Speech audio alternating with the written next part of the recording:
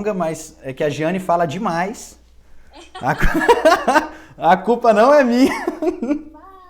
Agora sim. Brincadeira, brincadeira. Não, mas tá bem legal, o pessoal tá acompanhando aí, tô gostando, o pessoal tá fazendo muita pergunta. É impossível a gente responder todas as perguntas, né? Você tem que fazer mais outra outro dia mesmo. Sim, sim, vamos.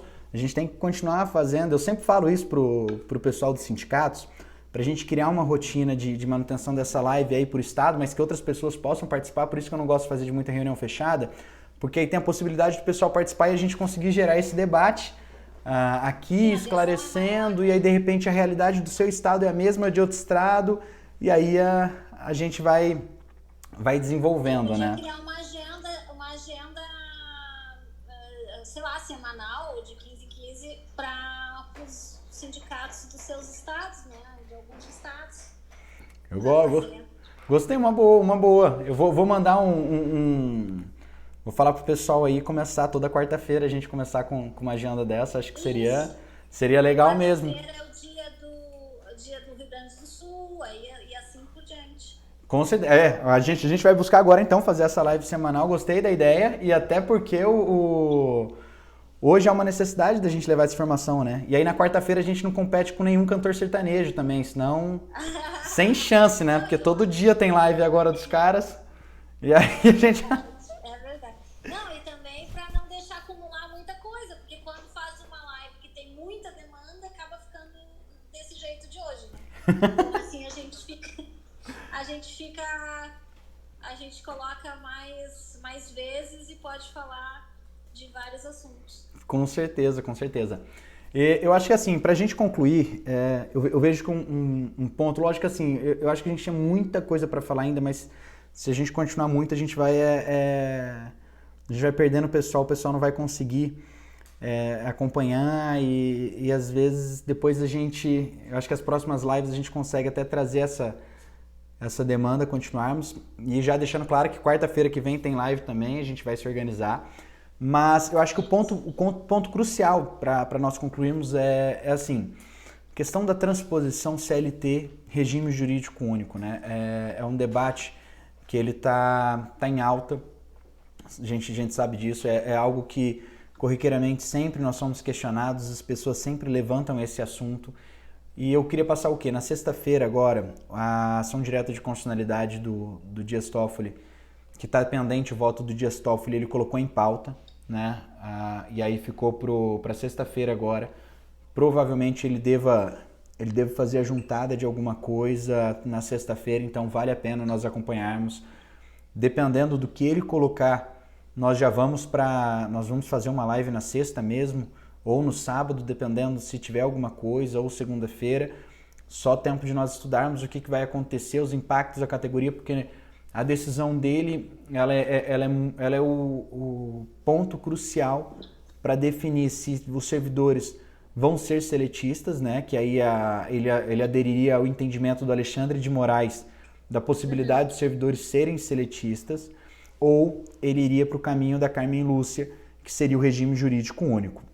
E aí até me perguntaram se teria possibilidade de mudança de voto. Em regra, quando fecha, quem colocou o voto já colocou o seu posicionamento, não teria possibilidade de rever o voto, só que eu vi que ele incluiu na pauta de um julgamento virtual. Então, em tese, reabriria a possibilidade de modificação. Ele não está só incluindo o voto dele. Então, a gente vai ter que acompanhar, porque é uma situação atípica. Um julgamento desse, em regra, ele não acontece em virtual, então nós vamos ter que acompanhar a nova modalidade que vai ser feita aí e o que vai acontecer. Então, sexta-feira, quem tiver dúvidas, acompanhe aí no site do Supremo Tribunal Federal, ele é bem didático, bem simples. E quanto a 2135, que o pessoal perguntou, tá para dia 2 de setembro, que dá na quarta-feira, se eu não me engano, dia 2, né? Deixa eu até confirmar aqui. Dia 2 de setembro dá na quarta-feira. Então, quarta-feira nós teremos a 2135. Então, lógico que uma vai influenciar no julgamento da outra para os servidores de conselho, não para o geral, mas uma, consequentemente, vai influenciar a outra. Então, nós temos que torcer muito para que aí dentro da realidade o que vai acontecer na sexta e depois o que vai acontecer na quarta, vamos acompanhar. É um ponto delicado, é um ponto que está em pauta e a gente tem que conseguir garantir aí o regime jurídico único, porque o que sair dali vai ser a definição do posicionamento para os servidores de conselho, né? A gente vai ter um ponto, a gente tem a chance de ser definitivo ali e aí... Não tem mais como, não tem, é definitivo mesmo. Não tem mais se ele for para o CLT é definitivo mesmo. Se ele for para o regime jurídico único e não tiver a mudança do voto do Fachin, que o Fachin ele foi um voto em cima do muro, mas que acompanhou muito mais a Carmen Lúcia do que o Alexandre de Moraes. O que o Fachin fala? Que se na lei o conselho tivesse sendo considerado autarquia, regime jurídico único. Se na lei for omisso, pode aplicar o seletista. Só que isso aí não cabe o conselho, é tudo conselho, porra. Você não consegue fazer. E aí conselho é conselho. Então o do Fachin eu vejo que ele acompanha muito mais a Carmen Lúcia do que o Alexandre de Moraes, porque ele entende pelo regime jurídico único, porque o Supremo já entendeu que os conselhos são autarquias no geral. Então ele acompanharia mais a Carmen Lúcia. Nós esperamos que, se tiver esse julgamento na sexta-feira mesmo, e ele entender pelo encaminhamento do RJU, a gente tem uma possibilidade de adequação aí, talvez do Fachin. Vamos ver o que vai acontecer. Se não mudar o cenário do Fachin, nós teremos uma situação aí não vai ser consolidada, vamos dizer assim. Porque o que acontece? Quando é ação direta de inconstitucionalidade ou ação direta de constitucionalidade, que é nesse caso, ADC, tem necessidade de pelo menos ter 6 ministros votando em um caminho, pela constitucionalidade e inconstitucionalidade. Então, nesse caso, no mínimo 6 ministros têm que votar para caminhar ou pela seletista ou pelo regime jurídico único. E aí, pro seletista já tem 5. Pro RJU, que é da Carmen Lúcia, tem 4 e o Fachin um voto independente. Então, nós temos que ver se o Fachin vai ter possibilidade de mudar. Se não, se for para o RJU, a gente não vai ter o assunto definido nesse julgamento. Nós teremos um novo julgamento aí em outras ações, com certeza, tá? O pessoal tem perguntado muito sobre modulação dos efeitos. Isso. Modulação dos efeitos, quando ela veio, e aí ela está nas leis também, que tratam sobre ação direta de constitucionalidade e inconstitucionalidade, ela veio para poder definir a partir de quando gerariam os efeitos a decisão. O que isso quer dizer? Se eu definir, vamos dar um exemplo aí, o melhor cenário para a gente, que nem eu te falei, sou pró-servidor, trabalhador, então vou falar o melhor cenário. RJU, definiram pelo regime jurídico único.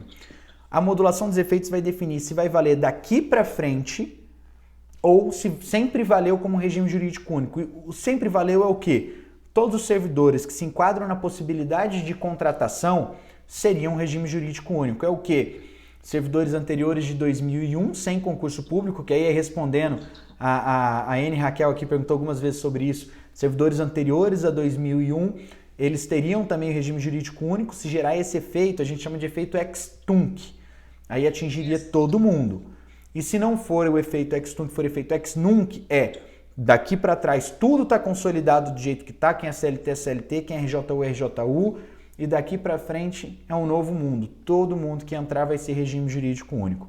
Só que o que acontece? O Supremo Tribunal Federal, no julgamento dos quintos, que foi um julgamento muito tenso, que foi sobre a inconstitucionalidade dos quintos, eles trataram sobre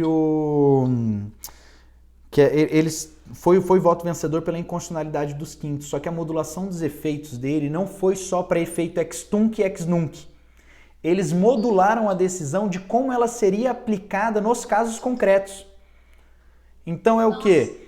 Como é que vai ser aplicado para o servidor que entrou de 2000 para trás, de 2001 para trás? Como é que vai ser aplicado para 2001? E aí eles modulariam a decisão, tanto que na dos quintos é uma decisão completamente atípica. Eles fazem algo como que nós nunca vimos no Supremo, foi a primeira vez que aconteceu. Tanto que a modulação dos efeitos, olha como é que foi, a modulação dos efeitos precisou do mesmo quórum de 6 pessoas, 6 ministros, para poderem definir como que seria modulado, porque eles mexeram em tudo. Eles criaram quase uma lei dentro da sentença. Esse é o mais completo, então. Seria isso? E eu acredito que no caso, e aí não existe, antes não existia nenhuma jurisprudência que permitia isso, aí os quintos vieram e permitiram. Então eu acredito que num caso como de conselhos, o que vai acontecer é isso. Nós não vamos ter um Regime jurídico único, bateu daqui para trás, todo mundo é. Seletista, bateu daqui para trás, todo mundo é. Eu não acredito que vai ser assim. Nós teremos que ter uma modulação de efeitos extensa e tanto que o voto do Alexandre de Moraes são 6 páginas, então eu não vejo a possibilidade daquele voto explicar tudo. Da Carmen Lúcia também são 6 páginas, então com certeza eles teriam que fazer uma modulação dos efeitos aí bem complexa, aí, como foi essa dos quintos, e novamente colocar para julgamento a modulação dos efeitos, que é... Bem abrangente. Bem abrangente, vai ter que ser. É o que nós falamos, o Brasil é um país continental, funcionários de conselho são mais de 25 mil. Nós temos as realidades das mais diversas possíveis. Vou dar um exemplo aqui. Aqui a gente tem diversas ações pedindo aí descumprimento de acordo coletivo de trabalho, só que não existe negociação coletiva para RJU. E aí, como é que a gente faz numa situação dessa? Então isso que eu acho que eles vão ter que modular todos os efeitos para a gente ver como é que vai ser feita a aplicação concreta. Isso daí nós somos amicus curiae no processo, nós somos o amigo da corte, nós podemos fazer isso, nós temos a autonomia de fazer esse embargo de declaração, nós temos essa competência, então nós teremos que fazer esse embargo de declaração pedindo essa modulação.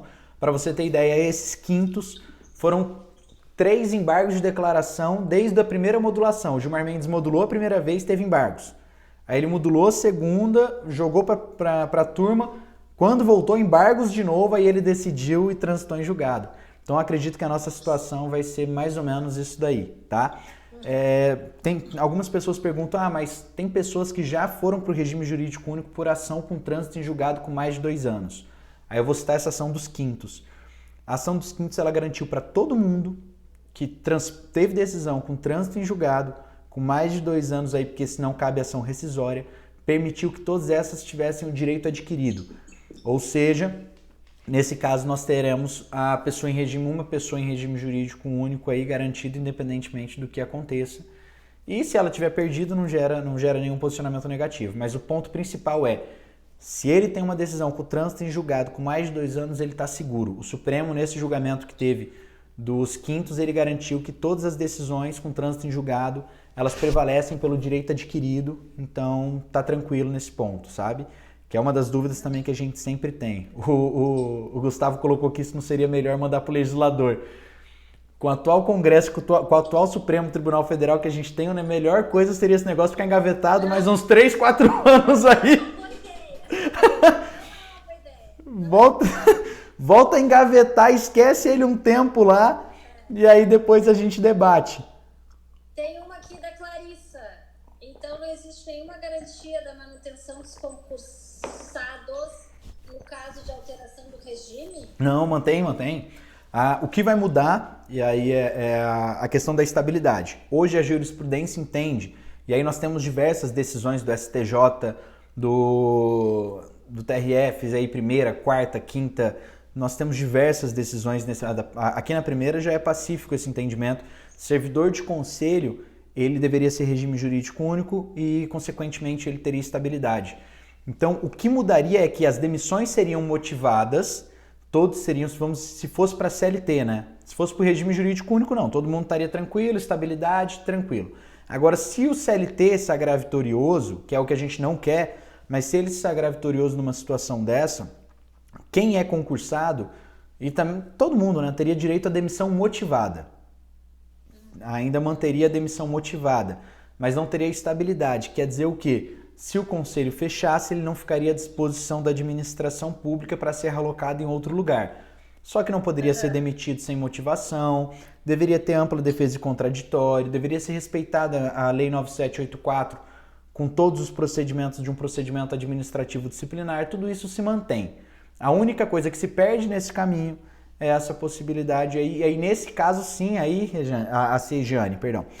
Jane, nesse caso, nós teríamos um problema do quê? O conselho ficou sem verba, comprovadamente, e ele fizer um procedimento administrativo e comprovar, poderia gerar uma demissão. Mas por isso que esse ponto da CLT, a gente tem trabalhado ao máximo para que não aconteça, porque a instabilidade vai começar, aí o que acontece? E aí eu vou te falar que presidente de conselho e conselheiros, eles não têm o mínimo tato de gestão. Por quê?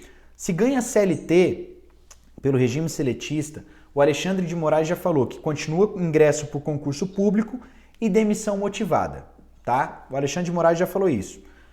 Mas aí vem aquela questão, sabe o que o cara do conselho vai fazer? Ele simplesmente vai chegar e vai achar que agora o regime é iniciativa privada pura. É isso que vai acontecer. É o privado aqui agora, acabou. Exato. E aí a gente vai ter uma luta extremamente árdua. A gente tem feito um trabalho muito grande no Supremo Tribunal Federal para conseguir reverter essa situação. Mesmo que nós tenhamos aí um posicionamento na sexta-feira pelo entendimento de CLT ainda não acabou, não vai se aplicar imediatamente após isso, porque só depois do trânsito em julgado que gera isso. Então nós vamos ter uma briga aí árdua e longa depois da decisão do Toffoli, porque aí vamos entrar com embargo de declaração, vamos pedir algumas reconsiderações, vamos fazer o nosso trabalho para conseguir garantir aí ao máximo de tempo a situação estável que os servidores têm hoje, para que os conselhos não comecem essa loucura que com certeza eles farão. Sim. E na sua experiência, qual é a expectativa dessas decisões? Assim, tem alguma tendência, alguma coisa nesse sentido? Muito nos impressiona. Vai ser tudo surpresa. Assim, a gente já está com a situação desenhada, né? Mas o do Toffoli é uma surpresa ainda, sabe por quê? Nós tínhamos antes, o que eu falo é que parece que entra um ministro, muda o posicionamento, entra um novo executivo, muda o jeito que a corte julga, é uma piada isso. Mas o que acontece nesse ponto? Nós tínhamos ministros que antes garantiam o regime jurídico único, garantiam a estabilidade, garantiam a demissão motivada do Supremo, que votaram pela CLT. Ao ponto que chegou que nós não conseguimos, uma pessoa que nós contávamos como voto RJU, votou CLT. E quem começou a bancar esse julgamento da CLT foi o Alexandre de Moraes, que foi o último ministro a entrar na corte. Então ele começou, tanto que tem uma decisão que até vieram falar comigo, mas você briga, fala de estabilidade, mas 2007 para trás aí o Alexandre de Moraes mandou demitir. Mandou. E foi uma demissão, um julgamento absurdo da corte, uma decisão absurda, foi monocrática, mandando demitir uma galera, muitos servidores de um conselho do sistema inteiro. Aí embargaram, aí foi para agravo interno e agora o colegiado vai ter que julgar. Só que aí o que ele fez? Não vou julgar isso agora, vou julgar isso depois. Então assim, vou julgar depois do julgamento da DC. Então, nós estamos numa situação que, infelizmente, nós estamos numa roleta russa de esperar a sorte. A gente tem que ver o que vai vir, porque cada um vai entender de uma maneira. Até o pessoal está citando muito o Fux aqui, que tinha um entendimento e inverteu o posicionamento. Vários outros fizeram isso. A gente tinha posicionamentos favoráveis. Então, a gente sabe que os conselhos sempre atuaram para que fosse seletista, nós continuamos atuando da maneira contrária, tivemos o despacho com o Toffoli, mas o despacho com o ministro é sempre imparcial, ele não deixa sair nada, então a gente não conseguiu, mas pelo menos o nosso papel de levar o nosso despacho, levar o memorial e conversar, nós fizemos. E qual é o próximo passo se for CLT? Digamos que dê tudo errado e que seja o CLT. Nós temos um plano B ou não? Nós temos o quê, perdão? De emergência e botando pânico. Não. Que nem eu te falei, continuam todas as demissões motivadas, os servidores continuam tendo uma segurança no seu emprego, continuam pautados pela impessoalidade, continuam pautados pelo princípio da administração pública. Caso venha a ser vitorioso, nós tentaremos atuar para ver se há uma possibilidade, existe um embargo de declaração infringentes, né? Que é a possibilidade de tentar mudar entendimento dentro da corte, mudar votos. Então ainda existe a possibilidade de embargo de declaração infringentes, que aí não é só esclarecimento, mas é o esclarecimento ou obscuridade que tenha dentro da decisão consiga mudar o posicionamento do ministro. Então da parte jurídica, que é nossa, nós continuaremos atuando para que não ocorra o trânsito julgado e a gente brigue realmente por uma mudança do entendimento de pelo menos um ministro, porque eles estão na linha. Se for para o CLT vai dar 6. A nossa intenção é minimamente conseguir tirar aí pelo menos um dessa jogada para a gente ganhar fôlego e voltar ao debate CLT-RJU em um outro momento. Então isso é algo que nós já estamos esperando. Caso aconteça o julgamento pela CLT, nós faremos esse trabalho para tentar reverter alguma coisa, mas nós continuaremos atuando para que seja o RJU. Acontecendo isso, como eu te falei, não é algo imediato. Não é? A gente vai ter que esperar a modulação dos efeitos, nós vamos ter que verificar como é que eles vão colocar o sistema, o que eles vão definir de ingresso, de demissão, de garantias, tudo isso nós teremos que aguardar o julgamento deles, porque eles vão ter que esclarecer muita coisa para a gente. Caso eles vão para o seletista, o mundo de questionamentos nosso, nós temos aí diversas situações que nós temos que analisar. A Patrícia está colocando aqui, a Patrícia é uma pessoa super gente boa, sempre está com a gente aqui lá do Ceará, que está sempre com o Fred, e ela está colocando, por exemplo, o poder de polícia para regime seletista é incompatível pela questão, então precisa ter estabilidade para poder exercer com autonomia administrativa o seu cargo, você não pode ter medo de uma demissão. Então tudo isso que gera, todas essas instabilidades que acontecem e geram, a gente vai ter que questionar, vai ter que colocar na mão do Supremo para que eles esclareçam. Não é brincadeira, a gente não está lidando com uma coisa simples, que nem eu falei, nós estamos lidando com um órgão que tem 25 mil pessoas. Famílias inteiras, então, né? Sim. E por outro lado, doutor Bruno, os acordos coletivos, digamos que seja 8.112, não teremos acordo coletivo. Acaba o acordo coletivo. Só a ordem dos advogados do Brasil. Exatamente. No caso nosso aqui, como a ordem não fecha acordo há 20 anos, então nem a ordem. A ordem é bem complicada mesmo na questão não só de acordo coletivo, mas em diversas outras coisas aí. Mas o que acontece? Regime jurídico único não tem negociação, não tem acordo coletivo. Isso aí já está certo. Teve até a ratificação agora eu não vou lembrar qual foi a resolução da OIT que tratava sobre isso. O Brasil ratificou, ia ser possível modular e aí negociar dentro da iniciativa pública, e o Temer vetou. Em 2018, salvo engano, o Temer vetou. Então, mesmo que fosse para o regime jurídico, não teria essa possibilidade, mas teve o veto presidencial e o legislativo não derrubou. Então, se for para iniciar, o que eu sempre digo do RJU, que é uma situação também que possa prejudicar em alguns pontos, é que vai ter uma lei e qualquer reajuste, além das progressões que vão estar previstas no plano de cargos e salários aí, que aí é a lei de cargos e salários, qualquer reajuste além desse vai ter que ser feito por lei também. Então... Ou seja, doutor Bruno, qualquer decisão que eles tomarem vai ser uma enxurrada de problemas juntos, né? A gente vai ter que atuar muito em qualquer um dos lados que vier. Qualquer um dos lados vai ser fio desencapado, vai ter que juntar tudo para poder encaminhar, não é isso? Mas é uma situação que hoje todo servidor público tem, né? O servidor público ele não negocia, mas ele tem a estabilidade e o reajuste acontece de vez em quando. Então, qualquer um dos dois lados que cair, realmente a gente vai ter uma situação a ser trabalhada. Só que aquilo que eu sempre falo, a gente não pode ver o copo vazio, a gente tem que ver o copo cheio, né?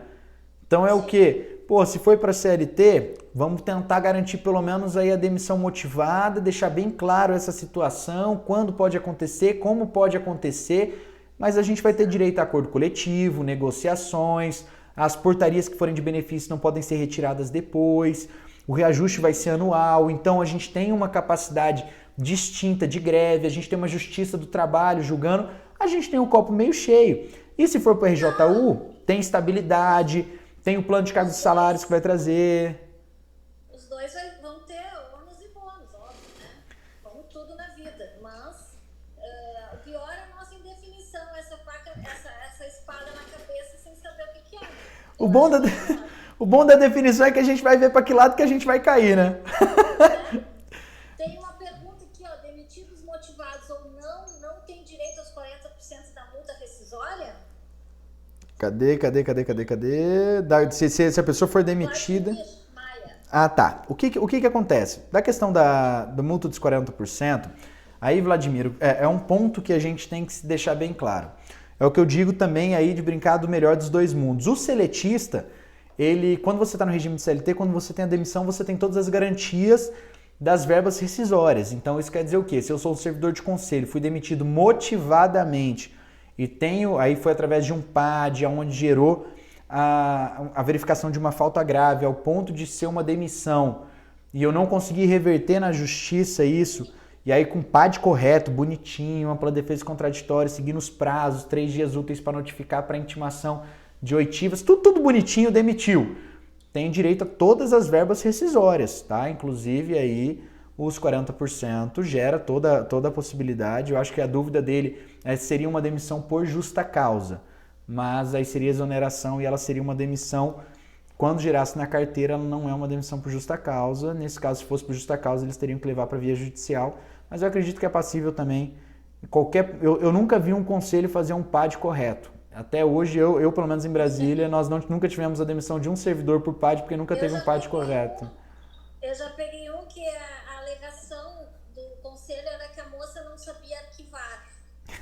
Detalhe, ela prestou concurso e não era para ser arquivista, era administrativo. Então, assim, já vi de tudo. Já vi de todas as coisas que eu fazia a homologação da rescisão na época, né? Que agora a gente nem isso faz mais, sindicato, né?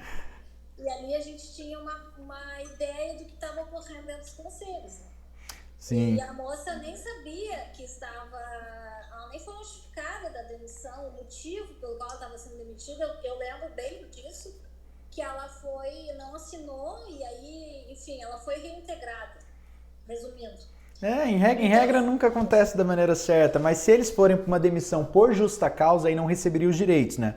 Se eles entenderem que a demissão aconteceu e eles colocarem na carteira de trabalho por justa causa, aí a pessoa não teria direito, mas eu judicializaria da mesma maneira. Então eu acredito que, sendo demissão por PAD, eles colocarem na carteira de trabalho que a demissão foi a demissão de desligamento tradicional, tem direito a todos os aí direitos trabalhistas de verbas rescisórias.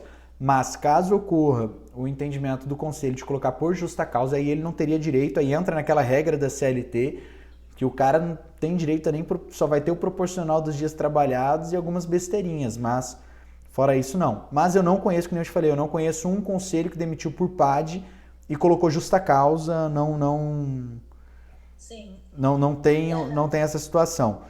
O Natalino está vivendo uma situação dessa aí, eu tô ajudando ele aí no que for possível, mas ele está passando uma situação aí e a gente vai reverter isso aí com ele, com certeza ele vai conseguir voltar e mudar a situação interna do órgão dele. E aí eu vou divulgar depois o Gustavo, aí ele me autorizou a usar o nome dele aí, e eu espero que sigam no mesmo sentido, a gente vai divulgar. O Gustavo foi reintegrado agora, ontem, em sentença, que foi demitido, que aí é ele está aqui sempre fazendo os comentários aqui.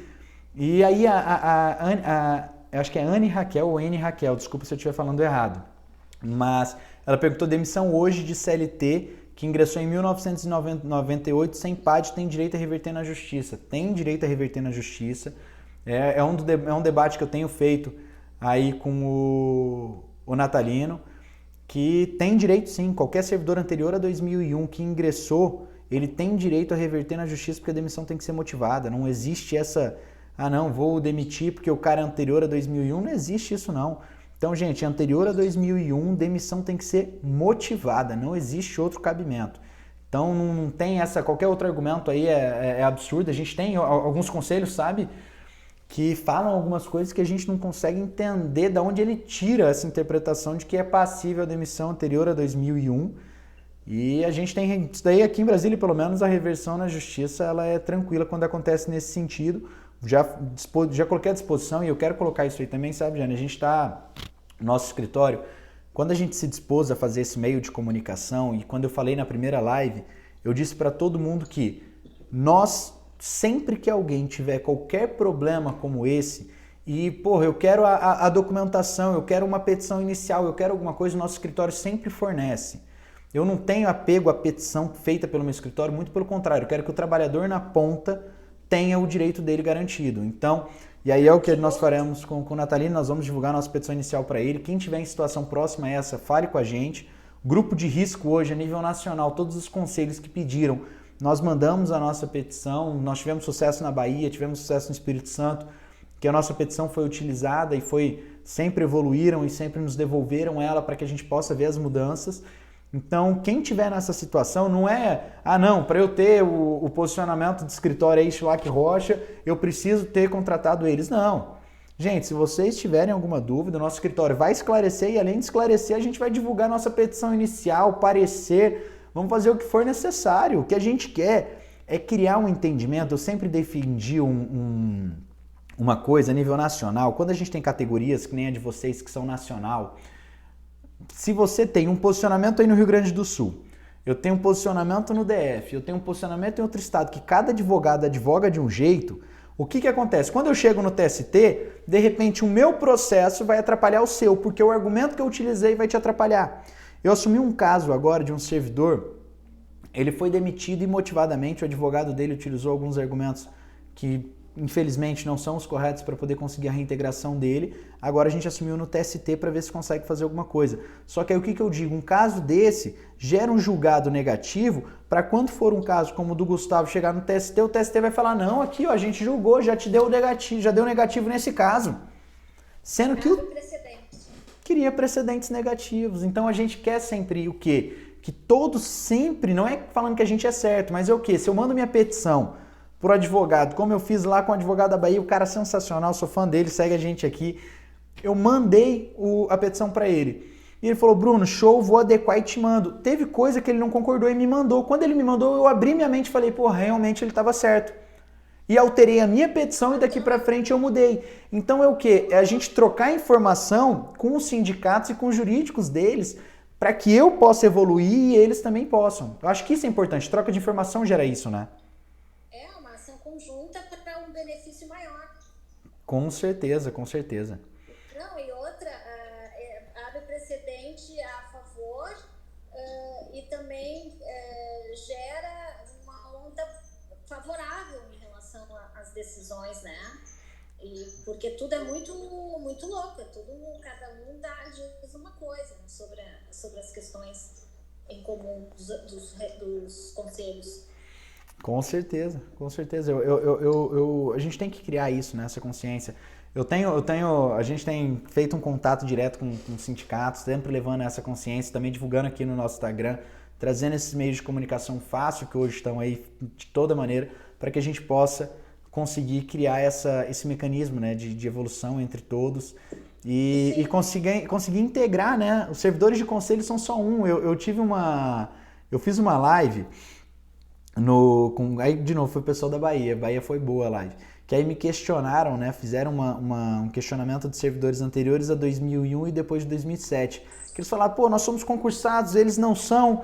Aí eu falei assim, gente, entendam, vocês são de uma categoria, a briga tem que ser única. Se a gente brigar entre a categoria, imagina o que o gestor vai fazer com vocês. Por favor, Mas é isso que eu falo.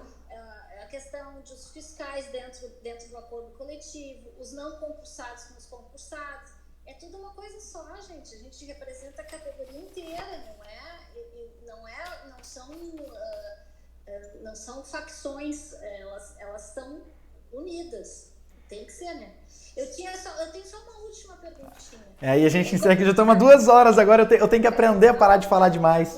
É a última, sobre a questão dessa barganha que os conselhos fazem dentro do acordo coletivo. Se vocês não aceitarem este acordo, vamos retirar no outro dia os seus benefícios. A gente sabe que isso não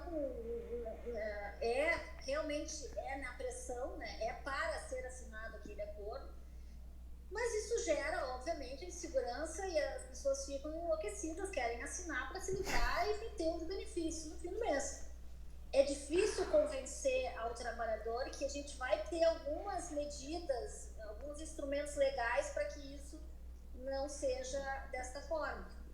Então, criar essa confiança dentro de uma pandemia que a gente está vivendo é difícil. Então, é por isso que eu sou muito a favor dessas trocas, da comunicação com outras pessoas, outros advogados, outros estados, outras realidades, para trazer para as pessoas que só depende da gente ter um posicionamento e ir adiante com ele. Porque não é possível que no meio dessa pandemia ainda se tenha essa dificuldade do gestor entender que esses benefícios são para a pessoa trabalhar em casa, ela não está de férias, ela está trabalhando, entendeu? Então, trata o funcionário, o servidor, como se ele estivesse fazendo um favor para ele, em pagar o vale dele, ou enfim, todas as cláusulas de valor. O auxílio alimentação aqui, eu me deparei com um caso de auxílio alimentação, não, mas a gente vai tirar o auxílio alimentação porque ele não está vindo trabalhar. Eu falei, em casa ele não come, né?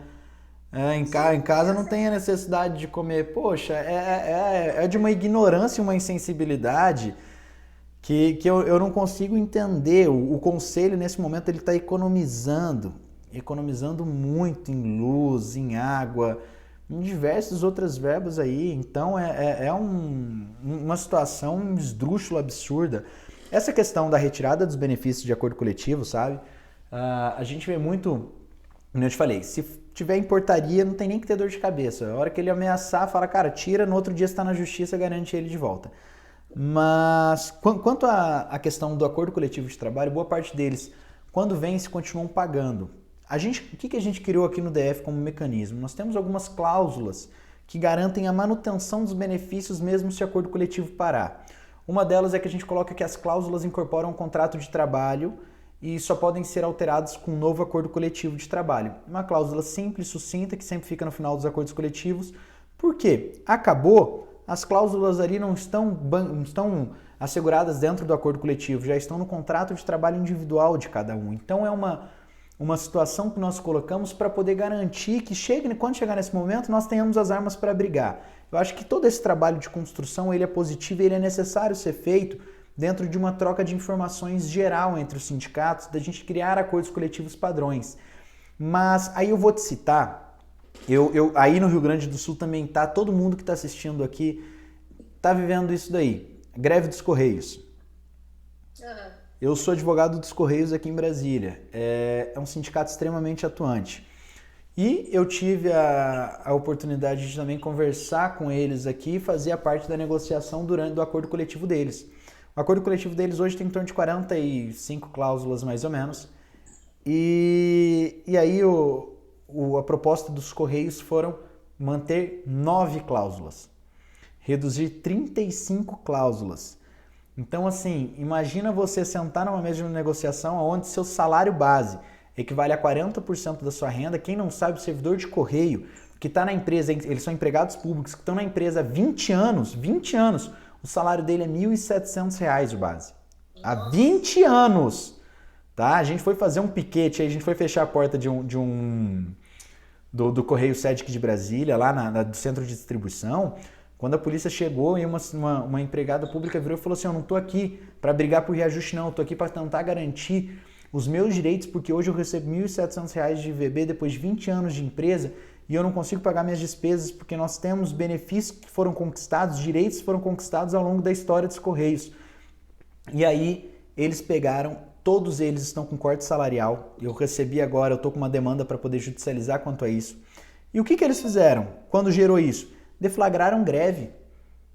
Você não vê o servidor de conselho dos Correios, ele não virou e abaixou a cabeça pro gestor e falou, não, nossa, 9, se você não aceitar eu vou tirar seus benefícios, você vai ficar sem nada. Sabe o que eles fizeram? Estão de greve. E sabe qual que é a primeira atitude dos Correios quando todas as vezes eles entram de greve? Corte de salário.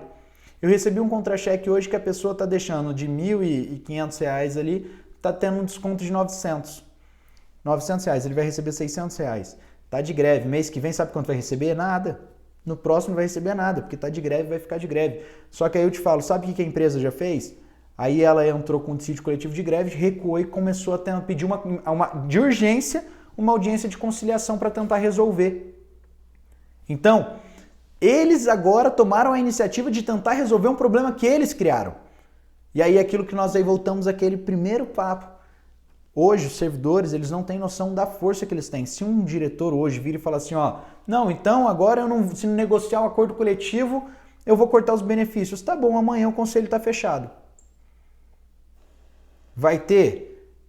A gente não vai mais emitir boleto. Amanhã você não consegue mais receber sua diária. Amanhã você não consegue receber seus benefícios também. Todos eles têm esse receio. E o cargo deles é público. O que em Brasília gerou nas demissões da OAB? fato político tão grande que ano que vem tem eleições, as eleições vão ser complicadas. Por quê? Porque gerou um fato político a demissão desses trabalhadores. É a mesma coisa que gera um negócio desse. Se um conselho fecha por greve, a chance desse cara se reeleger no ano seguinte é mínima. Então essas situações, elas são necessárias e todos têm que reconhecer esse poder que o trabalhador tem. E os servidores têm que criar essa consciência. E outra, greve é um direito constitucional. Então quem fizer não pode ser penalizado, não pode ser demitido. Então assim, não tem um receio. Por isso que eu sempre digo, olha, entrou o Cicercom Bahia, pessoal atuante. Ali eu gosto do pessoal de lá, viu? Então assim, gerou uma situação de um trabalho bem próximo. Então eu acho que todos eles têm que criar essa consciência. O sindicato tem que fazer o seu papel, mas o trabalhador ele é essencial para um bom acordo coletivo.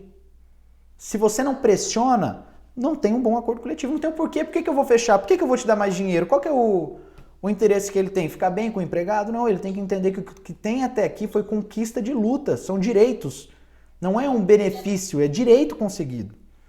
Eu costumo dizer que quando tu começa a abrir mão de pequenas coisas dentro do acordo coletivo, principalmente as sociais, que eles dizem, mas isso aí ninguém usa, isso aí ninguém quer, auxílio educação, auxílio não sei o quê, acaba só avisando o que no vale refeição, no vale refeição, alimentação, creche babá e deu.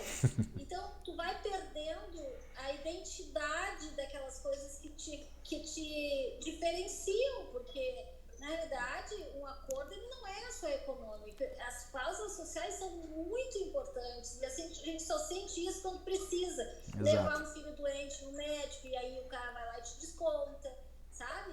Esse tipo de coisa não é pauta para os trabalhadores. Eles mesmos deveriam propor esse tipo de coisa. Geralmente é o sindicato que propõe. Vamos pedir mais coisas sociais? Vamos pedir mais. Claro que nesse ano é atípico, a gente não está nem concentrando muito nisso. A gente está tentando apagar um incêndio que é de não tirar a vale, entendeu? Mas em condições normais, a gente sempre foi para a mesa de negociação querendo mais cláusulas sociais. Exato. Porque as econômicas eles vão ter que passar pelo menos o INPC, enfim.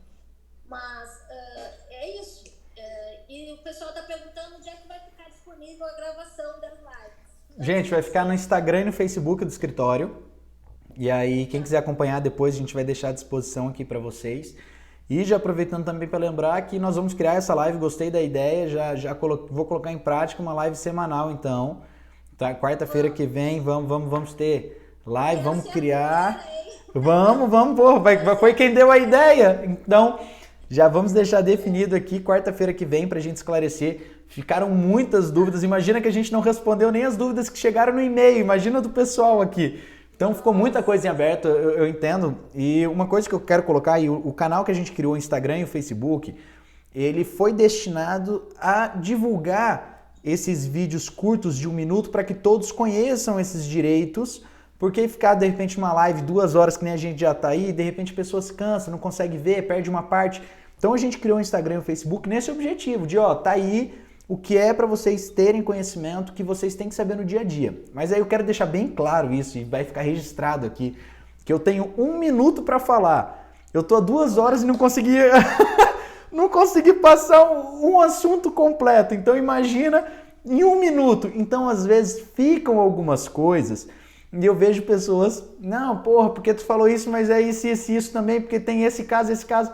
Gente, não é que eu tô tentando lubridiar, não é. Eu dou um panorama geral e depois em uma live eu esclareço mais detalhado. Mas não é sacanagem, tudo que a gente coloca é muito bem estudado. Então, vamos criar essa... semanal vai ser melhor, porque vai poder sanar as dúvidas com mais segmento, né? Com certeza, mais completo, né? Tem uma amplitude. Então, assim, eu queria te agradecer muito, muito por ter nos convidado e primeiro, né, você nos convidou para fazer isso e eu achei a ideia sensacional quando o Fábio me falou. E agora, por ter ficado até agora com a gente, eu queria agradecer todos que nos acompanharam aí nessas 2 horas. Nós tivemos um pessoal extremamente atuante com diversas perguntas. Então, continue nos acompanhando sempre nas nossas lives. Nós teremos a intenção de levar o máximo de informações, esclarecer as dúvidas, o que não for esclarecido depois, pô, ficou com alguma dúvida?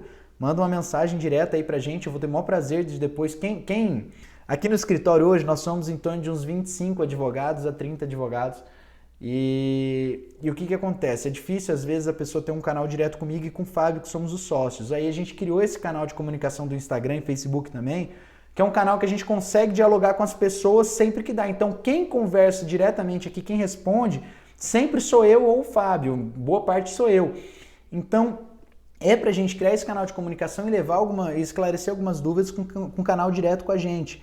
Então, quem tiver aí dúvidas pode mandar, que eu responderei, ou o Fábio, que é meu sócio, que apareceu umas 2, 3 vezes aqui na live, nós dois que responderemos, e a nossa intenção é levar a informação para que vocês saibam e mudar a vida de vocês. Ó o Igor aí, o Igor é outro, o Igor assumiu, o salvo engano tá com o Sergipe, o Igor, e uma atuação também brilhante, sensacional. Ele até deixou, Igor, coloca aí depois o seu Instagram do meu conselho e do Sindicato do Estado, que é outro também, que é um cara que também está levando sempre informação de conselhos. Eu acho interessante a iniciativa quando todos os sindicatos começam a atuar dessa maneira. Então, quem tiver aí, estamos à disposição e vamos criar essa semanal. Gostei da ideia. Tá criada já, quarta-feira que vem às 19. Agradeço a parceria, vocês são demais. Uns guris, como eu digo, uns guris que são atuantes, eles fazem um direito do trabalho assim, inclusivo, de defesa do trabalhador, e eu acho isso brilhante. Pela idade de vocês são novos, tem muita carga de conhecimento, e isso que a gente precisa. Muito orgulhosa de tê-los como parceiros. Não, nós também estamos aqui sempre que precisar, muito felizes com a parceria, e sempre que nós pudermos atuar de alguma maneira para poder ajudar todos, nós estaremos à disposição. Esse canal de comunicação ele vai ficar sempre aberto. A próxima vamos já organizar também com você, vamos fazer um trabalho às 19 para a gente debater o resto do que ficou em aberto aí. Isso. Tá bom? Ó, Jane, não esquece de depois depois manda lá no Instagram do Igor o seu celular que ele tá querendo falar contigo. Dá uma, Ok. tá? Ó, beijo a todos, obrigado a todos que nos acompanharam e boa noite. Por ter ficado tanto tempo. Eu que agradeço. Beijo. Obrigado a todos também por ter ficado com a gente tanto tempo. Tchau, tchau.